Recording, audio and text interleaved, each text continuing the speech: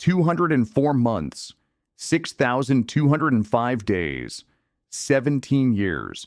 The time a mother and son didn't see each other, didn't speak, didn't even acknowledge each other's existence.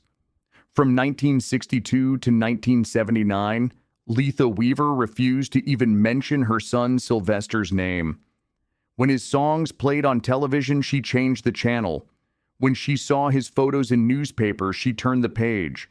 So how could a mother deny her own son for 17 years?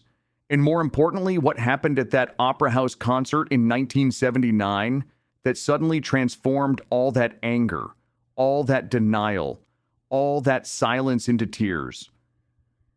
When Sylvester took the stage and began singing Dance Disco Heat, were those tears in his mother's eyes just tears of happiness or the weight of 17 years of regret? Subscribe to our channel to learn the answers to these questions, because this story is one of music history's most bittersweet reconciliation tales. And every second is real. In the mid-1950s, Los Angeles' Watts neighborhood bore the traces of what was known as the Great Migration. Black families from the southern states came here hoping to build a new life. That small wooden house on 114th Street was a symbol of such hope. Letha Weaver and her husband Sylvester Sweet James were trying to raise their 3 children in this house, but their youngest son was different from the moment he was born. When Sylvester James Jr. came into the world on September 6, 1947, his family couldn't imagine he would one day possess one of the world's most famous falsetto voices. But perhaps more importantly, they couldn't predict how that voice would tear their family apart. Little Sylvester's first memories were in his grandmother Julia's arms. This old woman, whom the family called Juju, had noticed something special in her grandson's voice. Perhaps it was just a grandmother's bias, but Sylvester was humming melodies even before he could speak properly. When Julia started taking her grandson to the Pentecostal church, Sylvester was only 3 years old. That first Sunday morning, when the little boy's voice rose among the congregation's wooden pews, everyone fell silent. He was shouting "Hallelujah!" with his hands raised and eyes closed. It was as if his spirit was in another dimension. Letha Weaver sat in the front row watching her son, and at that moment she felt the greatest pride a mother could feel. She leaned slightly toward the neighbor beside her and whispered, "God gave him a beautiful voice." The church became his musical foundation. The choir taught him melisme, the technique that would later define his disco sound. One of his first songs was "Never Grow Old," ironically prophetic for someone who died at 41. Watts' neighborhood wasn't an easy place in those years. The family had first lived temporarily in the Aliso Village housing project, then moved to their permanent home on 114th Street. Sylvester's childhood nickname was Dooney, and neighborhood kids always called him by that name. But Dooney wasn't like other children. Instead of playing ball in the street, he preferred sitting with his grandmother listening to old records.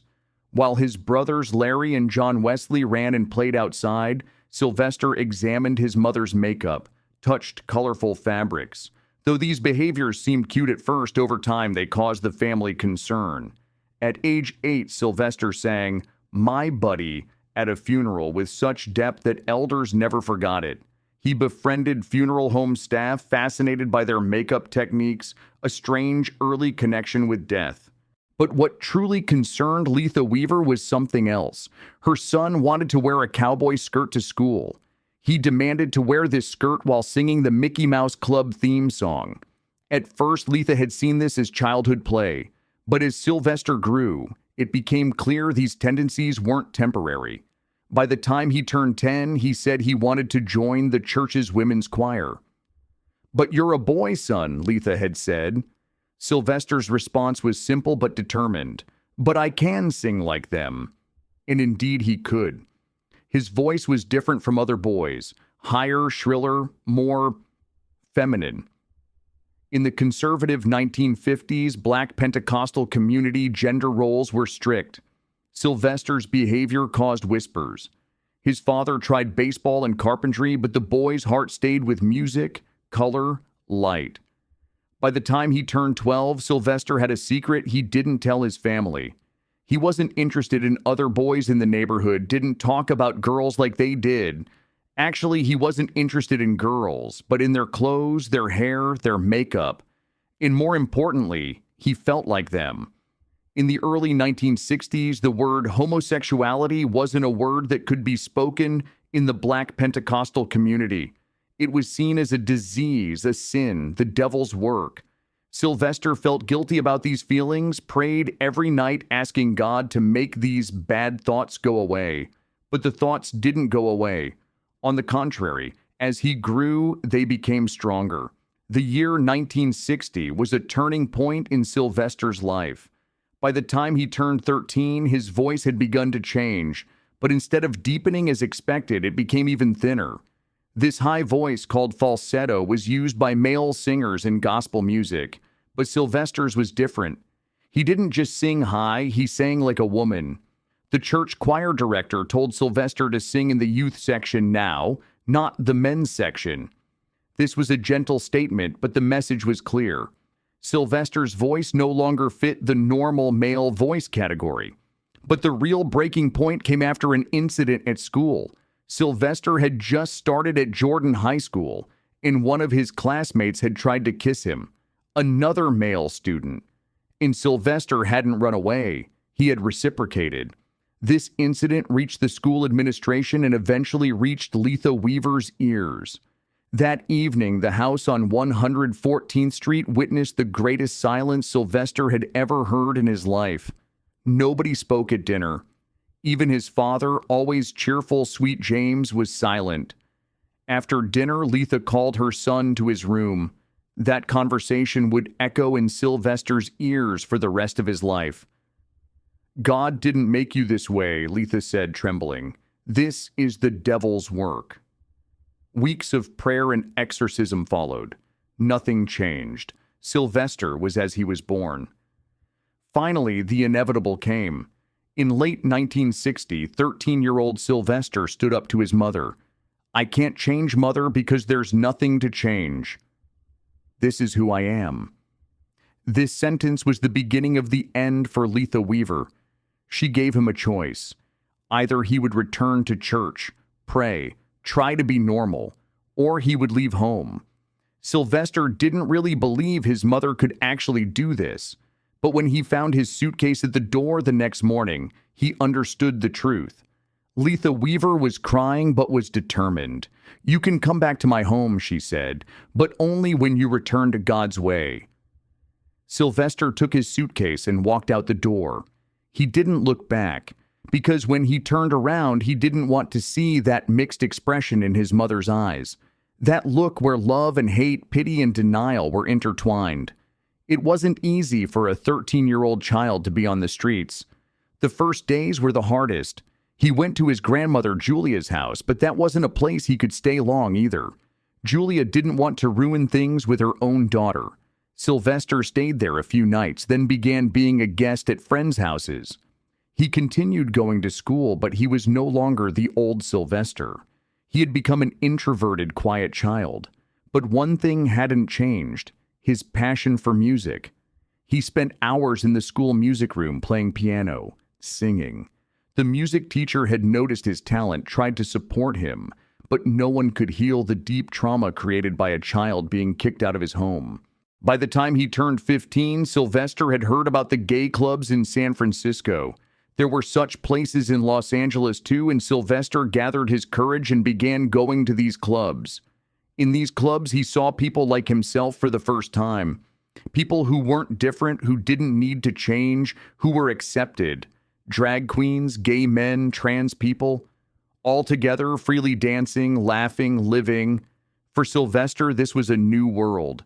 Sylvester worked briefly at McDonald's, airport garages, salons, funeral homes, never abandoning music. His falsetto reached crystal clarity. When asked, "Are you a man or a woman?" he'd smile. "Both, neither." When he graduated from Jordan High School in 1969, Sylvester made one last rebellion. For his graduation photo, he wore a blue chiffon dress. The school administration went crazy, threatened to kick him out of the ceremony. But Sylvester didn't back down. "Either you'll take the photo this way or I won't take it at all," he said. Eventually, the school administration gave in. That photo in the blue chiffon dress was Sylvester's declaration of independence. He would no longer hide, be ashamed, conform to anyone's expectations. But the price of this freedom was heavy. Not speaking with his mother, being away from his family, living alone. In 1970, Sylvester moved to San Francisco's Castro district. Living with the avant-garde Coquettes, he finally felt he belonged. But his mother remained silent. His performances with the Coquettes attracted attention. In 1971, he received praise from Rex Reed and Truman Capote in New York. But his mother was always on his mind. But Sylvester didn't know that at that exact moment, hundreds of miles away in Los Angeles, his mother was watching him on a small television screen. And what she felt wasn't just anger anymore. It was something much more complicated. When he signed with Fantasy Records in 1977, Sylvester's career entered a new phase. He chose Martha Wash and Azora Rhodes as backing vocalists. The duo was known as 2 Tons of Fun and created perfect harmony with Sylvester's voice. The Step 2 album, released in 1978, made Sylvester a worldwide star. The songs You Make Me Feel, Mighty Real, and Dance, Disco Heat climbed to the top of the Billboard charts. He was now recognized not just in San Francisco, but throughout America and even the world. He appeared on television programs, Dinah Shore Show, American Bandstand, Rock Concert, Merv Griffin Show. Everywhere he appeared in those flashy costumes, sequin dresses, giant wig. And with each television appearance, Sylvester wondered, is his mother watching? Letha saw her son on television but told neighbors, "I don't have a son." At night, she couldn't sleep thinking about that little boy in church. 17 years, 204 months, 6,205 days. During this time, Letha watched her son on television but never called. She saw his photos in newspapers but never wrote a letter. Neighbors talked about him, but she never listened. This silence was more than just physical separation, more than an emotional wound. For both sides, Sylvester didn't try to contact his mother either. At first, he waited for her to come back. Then he got angry. Then he felt pain. Finally, he accepted it, but acceptance didn't mean the pain ended. The year 1979 was the peak of Sylvester's career. The key to the city he received from San Francisco showed that he had become not just a musician, but a symbol of the LGBT community. The big concert to be held at the War Memorial Opera House would be a celebration of this honor. Concert preparations had been going on for months. Sylvester wanted every detail to be perfect. But as the concert approached, an emptiness inside him was also growing. All this success, all these applause, but his family wasn't beside him. Grandmother Julia had died years ago. He talked with his father, Sweet James, occasionally, but there was no news from his mother. 2 weeks before the concert, something unexpected happened. When Sylvester's manager, Tim McKenna, entered his room, Sylvester was sitting on the floor, looking at an old photo. The photo was of a little boy standing in a church choir. Sylvester was crying. When Tim asked what was wrong, Sylvester just said, "My mother should be at this concert." Tim knew Sylvester was estranged from his family, but hadn't realized he carried such deep pain. "Have you tried reaching out to her?" he asked. Sylvester shook his head. "We haven't spoken in 17 years, Tim." "She won't forgive me." Manager Tim called Letha and invited her to the concert. The day before the concert, he told Sylvester, "Your mother will be there tomorrow." Sylvester couldn't sleep that night. May 19th, 1979. 3,000 people filled the opera house. Backstage, Sylvester's hands trembled. In the 9th row sat Letha Weaver. After 17 years, she'd watch her son perform. Tim McKenna hadn't told Sylvester which row his mother was sitting in. Maybe if he had told him, Sylvester wouldn't have been able to go on stage. The concert began with a speech by San Francisco Deputy Mayor Harry Britt. Britt was going to present Sylvester with the key to the city. This wasn't just a music concert, it was also an award ceremony. Sylvester was the pride of the Castro district in all of San Francisco's LGBT community. But as Sylvester waited backstage, he felt that all these honors, all these achievements meant nothing, because the most important person in his life, his mother, hadn't acknowledged him for 17 years.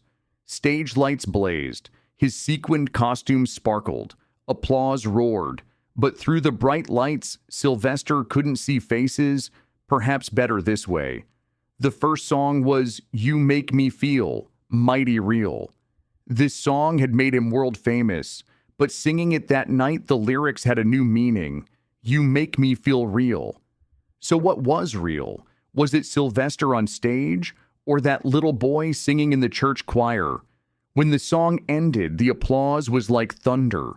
Sylvester paused for a few seconds, took a breath, and at that moment his eyes caught on somewhere in the audience. 9th row, left side. He recognized the woman sitting there. 17 years had passed, but he hadn't forgotten that face. Letha Weaver had stood up, was applauding, and was crying. Sylvester's world spun at that moment. All those years, all that pain, all that longing, suddenly crashed down on him. If Martha Wash hadn't been beside him, Sylvester would have collapsed. "What happened?" Martha whispered. Sylvester could only say, "My mother. My mother is there." The second song was Dance, Disco Heat. But how could Sylvester sing it? His voice wouldn't come out, his hands were trembling. Martha touched his shoulder. "You can sing," she said. And Sylvester sang. But this time it was different. In every note was 17 years of longing. In every word was the yearning for a mother's love. As Sylvester sang, his eyes constantly drifted to the 9th row. Letha Weaver was still crying, but she was also smiling. What kind of emotion was this? Pain or happiness? Sylvester didn't know. Maybe both. Throughout the concert, Sylvester kept looking at his mother. In every song, every movement, it was as if he was trying to tell her something. "Look, Mother, I'm here. I'm still your son. I haven't changed. I've just grown up." But these words couldn't be spoken. They could only be said with music. And Sylvester spoke with his music that night. Every note, every melody, a letter to his mother. "This is who I am, Mother. And it's not wrong. It's beautiful." At the end of the concert, Harry Britt came on stage. In a red velvet box was San Francisco's golden key. "Sylvester James Jr.," said Britt, "you are not just an artist of this city. You are a legend, an inspiration, a hero." As Sylvester held the key in his hand, he felt its weight, not just its physical weight, but its symbolic weight. This key was the result of 17 years of struggle, from being on the streets to the opera house stage, from being denied to being applauded, from loneliness to love. But the real weight was in that woman sitting in the 9th row. Sylvester went to the microphone. "Thank you," he said. His voice was trembling. "This honor, this key, is not just mine." He paused, took a breath. "This is for everyone who has been misunderstood, everyone who has been rejected, everyone who has been alone. I accept this key on their behalf." The hall stood up, applauded, but Sylvester was only looking at one person. Letha Weaver was sitting, covering her face with both hands, her shoulders shaking. She was crying. The tears she had held for 17 years were finally flowing. When the concert ended, Sylvester returned backstage. He was trembling, crying, laughing, doing all of them at the same time. Tim McKenna hugged him. "You were magnificent," he said, but Sylvester wasn't hearing him. He was only thinking one thing. Would he see his mother? As if reading his thoughts, Tim said, "She's waiting to see you." Sylvester's heart stopped. "Here?" Tim nodded. "Backstage. She's waiting for you." Backstage in one of the other rooms, Letha Weaver was sitting, her hands clasped together in her lap, her eyes on the floor. What would she say to her son? Would "I'm sorry" be enough? Could "I'm sorry" be enough for 17 years? When the door opened, she raised her head. Sylvester stood in the doorway. He was still in his stage costume. His makeup had run but hadn't been removed. They hadn't seen each other in 17 years, but Letha recognized him immediately. He was still her little boy. He was still her Dooney. "Mother," said Sylvester. His voice was a whisper. Letha stood up, took a step, stopped. What should she do? Should she hug him? Should she shake hands? 17 years was such a long time. Long enough to forget how people should greet each other. But then Letha did something. She opened her arms, and Sylvester ran. The 32-year-old world-famous disco star ran into his mother's arms like a 5-year-old child, and Letha held him, tightly, very tightly, as if she would never let go. They were both crying. The sounds coming from Sylvester's chest were the sounds of 17 years of pain. Letha's tears were the tears of 17 years of regret. How long they stood like that, nobody knew. Maybe a minute, maybe an hour. Time had stopped. 17 years were erased in an instant. No, not erased, but perhaps forgiven. Letha looked at her son, makeup smeared, eyes red. "You sang beautifully, even better than church." Then, "I was wrong. God is love. Can you forgive me?" Sylvester paused for a second. 17 years, 204 months, 6,205 days. All that pain, all that loneliness, all that longing. Could it be forgiven? But then he looked into his mother's eyes. The pain he saw there was greater than his own pain. "Yes, mother," said Sylvester. "I forgive you. And do you forgive me?" Letha was surprised. "Forgive you? For what?" Sylvester smiled. "For not being able to change. For not being able to be normal." Letha shook her head. "No, son. You're already perfect. I wanted you to change because I was afraid to change. But watching you tonight, I understood. You are exactly who you're supposed to be, and I'm proud of that." Those words were the words Sylvester had wanted to hear for 17 years. Proud. His mother was proud of him. Sylvester hugged his mother again. After that night, the relationship between Sylvester and Letha completely changed. They called at least once a week. Letha now said to neighbors, "Look at my son." The son she had denied for 17 years was now her pride.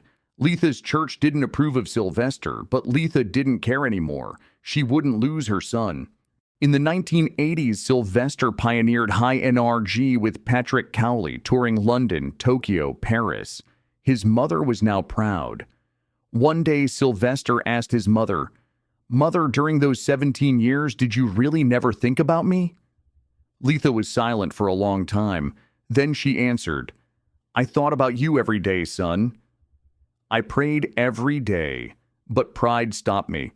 I knew I had made a mistake, but couldn't admit it." Sylvester held his mother's hand. "You're here now. That's what matters." In 1987, Sylvester's life took an unexpected turn. He was diagnosed with AIDS. Letha was very scared, but this time she didn't run away. She stayed by her son's side. Every week she called asking how he was. She told Sylvester, "Everything will be fine." But they both knew this was a lie. Thanksgiving 1988. Sylvester, 41 years old and 41 kilograms, struggled to walk. "I don't think I'm going to make it, Mother." "Please stay." Letha sat next to her son, held his hand. "Of course, son. I'm always here." That Thanksgiving Day, the two spent time together. They looked at old photos, listened to old songs. When Sylvester hummed "Never Grow Old," Letha joined him. Just like in the old days. Just like when Sylvester sang it in church when he was 3 years old. That night, Sylvester told his mother something. "Mother, we lost 17 years, but the last 9 years were the best 9 years of my life, because you were there." Letha cried, "I love you too, son. I always loved you. I just forgot to show it." Sylvester smiled. "I know, Mother. Now I know." 3 weeks later, on December 16th, 1988, Sylvester gave his last concert. At the Castro Theater, a small crowd of 200 people. As he sang, "You Make Me Feel Mighty Real," his voice still had that crystal clarity. The disease hadn't taken his voice, because that voice wasn't just Sylvester's. That voice was also Letha's. That voice was also Julia's. That voice was the voice of that entire church choir, and that voice would never be silenced. When the concert ended, Sylvester went to the microphone one last time. "I will always love you," he said. This wasn't just to the audience. This was also words spoken to his mother. Letha sat among the audience, crying, smiling. They had lost 17 years. But the last 9 years were more valuable than any 17 years. On December 19th, 1988, Sylvester James Jr. said goodbye to life. His mother, Letha, was beside him. His last words were simple but meaningful. "Mother, I love you." Letha was holding her son's hand. "I love you too, son. I always loved you." The funeral was held at Love Center Church. Thousands attended. Martha Wash and Jeannie Tracy sang Sylvester's favorite songs, but the most touching moment was when the song "Never Grow Old" played. Letha Weaver stood up and sang, with a broken voice, crying, but proudly sang, because this song wasn't just a song. This song was their story. Today, Sylvester's music still lives. "You Make Me Feel Mighty Real" plays at every Pride March, reminding everyone, you are perfect as you are. His real legacy? A mother and son who found peace after 17 years of silence, proving it's never too late for love to win.